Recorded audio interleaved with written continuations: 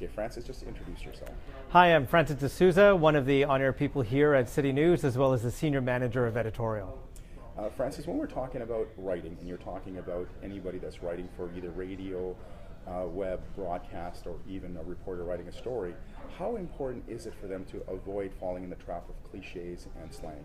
You know, you want scripts that people can understand very easily, and not everyone understands slang, jargon, or cliches. I mean, cliches are cliches, and it's not good writing. So what I do is, how would you talk to your mom or dad? How would you talk to your brother or your sister? That's the way you want to write. You want to write conversationally, just so it's easy for everyone to understand.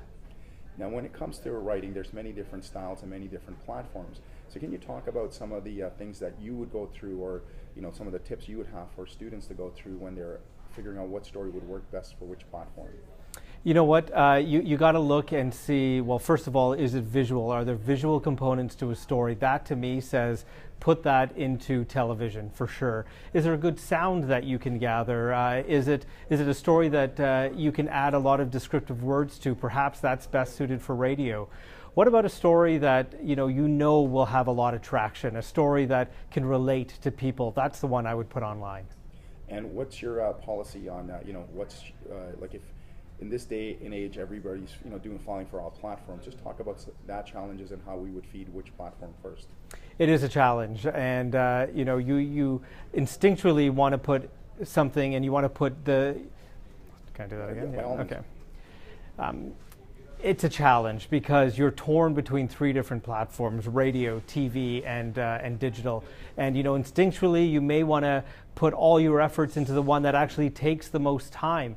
Is that television? But what you got to think about is getting that information out first is the most important. So maybe you got to start your story on the digital platform. You got to get it out. You got to get people talking about it, because that will help drive your audience on radio and on television. What advice would you have for students who are thinking about getting into this industry?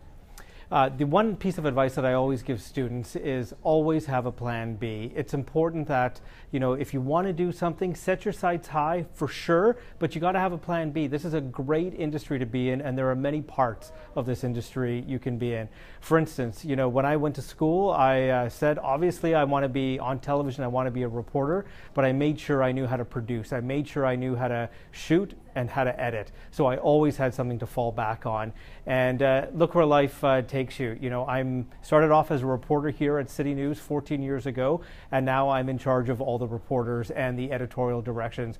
Never thought I would be in management, but it happened, and here I am. So if you have a good, strong plan B, and you always have another route or another avenue you can take, you will be in this industry.